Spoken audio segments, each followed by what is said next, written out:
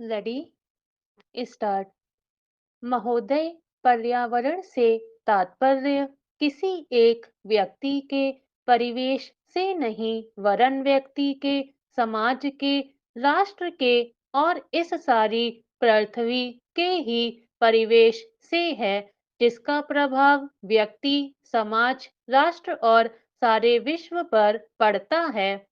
पर्यावरण से तात्पर्य पेड़ पौधों, नदी पहाड़ या किसी तंत्र विशेष से नहीं वरन उस समग्र वास्तविकता से है जिस पर मानव मात्र का अस्तित्व और उसका संपूर्ण आध्यात्मिक एवं भौतिक विकास निर्भर है।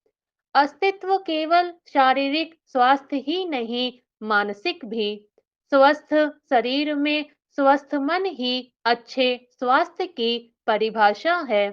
शारीरिक स्वास्थ्य हमारे आहार पर निर्भर है, जिसका स्रोत इस पृथ्वी का जल थल वायुमंडल है। मानसिक स्वास्थ्य भी प्रकारांतर से इन्हीं पर निर्भर है, क्योंकि जैसा खाए अन्न वैसा बने मन।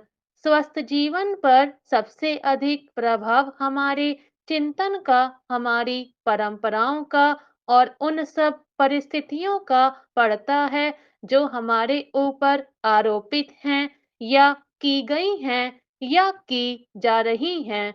इसलिए पर्यावरण या परिवेश में जल थल वायु ही नहीं बल्कि वे सारे घटक महत्वपूर्ण हैं जिनका कुछ भी प्रभाव हमारे जीवन पर, हमारी क्रियाशीलता पर पड़ता है, जैसे हमारे विचार, हमारे आचरण और हमारी परंपराएं एवं संस्कृति आदि।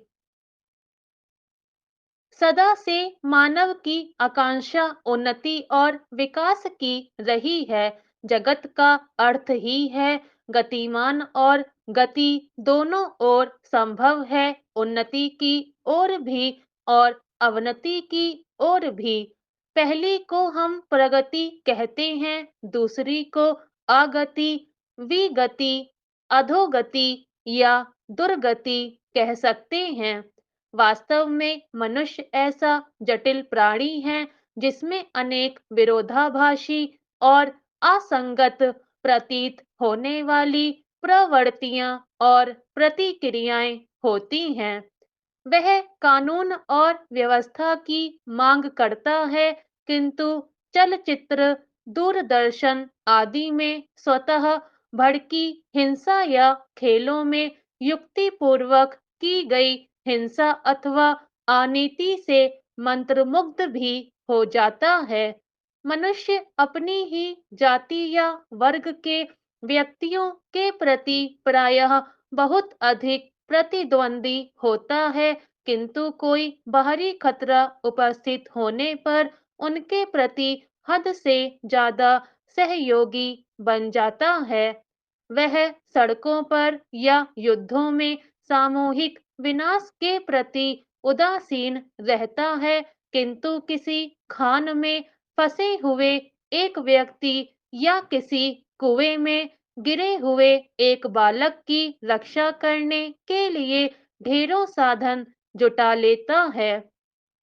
कुछ विद्वान कहते हैं कि मनुष्य बंदर की संतान हो या ना हो, किंतु उसमें खालिस बंदर की द्वैध प्रकृति प्रायः ही होती है। उसमें शाकाहारी बंदरों की भांति वृक्षों में उछल कूद करने की प्रवृत्ति तो होती ही है, साथ ही ऐसे बंदरों की स्वाभाविक जिज्ञासा भी होती है जो अत्यंत संगठित गिरोहों में रहते हैं और भांति-भांति का मांस खाने में मजा लेते हैं। मनुष्य की ऐसी परस्पर विरोधी इच्छा आकांक्षाओं से निपटना असंभव होता है, फिर भी किसी प्रकार का संतुलित मध्यम मार्ग अपनाना अनिवार्य होता है।